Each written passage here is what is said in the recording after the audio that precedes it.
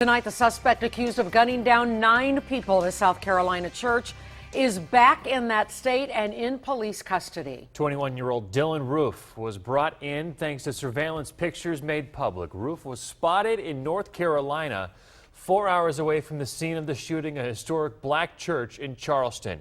It's being investigated as a hate crime, but people who monitor hate groups say it's not clear whether the suspect had any connection to the 16 white supremacist organizations that operate in South Carolina.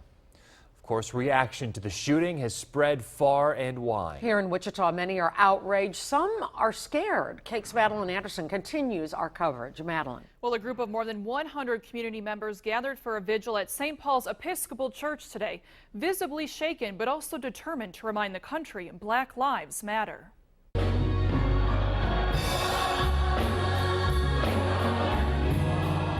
Starting the vigil off in song, one by one, activists, pastors, and council members took to the podium to share their feelings of sadness, anger, and fear in the wake of yesterday's tragic events. As I stand before you in the oldest African American church in the city of Wichita, I should feel safe.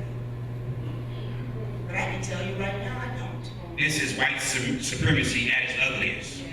This is not an isolated incident.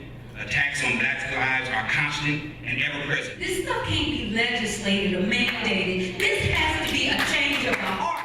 Their words inspired many people in the crowd to want to start advocating for stricter gun laws and preaching tolerance. I think it starts at young ages, educating young people about differences don't mean bad. Differences are good. Ending the vigil by holding hands. Those feelings of sadness, anger, and fear turn to ones of solidarity and strength in anticipation of what's to come. There's always hope, and this is the ground of hope in our communities. The church has been and will be and will continue to be the bulwark of hope in the Black community. And the victims killed during last night's prayer meeting in Charleston range in age from 26 to 87. They include the pastor, who was also a South Carolina state senator.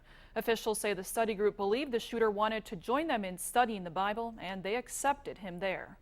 All right, so what's going to happen next? Well, since Roof waived his extradition rights in North Carolina, he will be arraigned in South Carolina. Roof won't be able to bond out per South Carolina law, and he'll have his preliminary hearing in a few weeks. Then the case goes to a grand jury. Experts say the case could last 6 months, especially if he pleads not guilty. Roof is being held at the Cannon Detention Center in Charleston.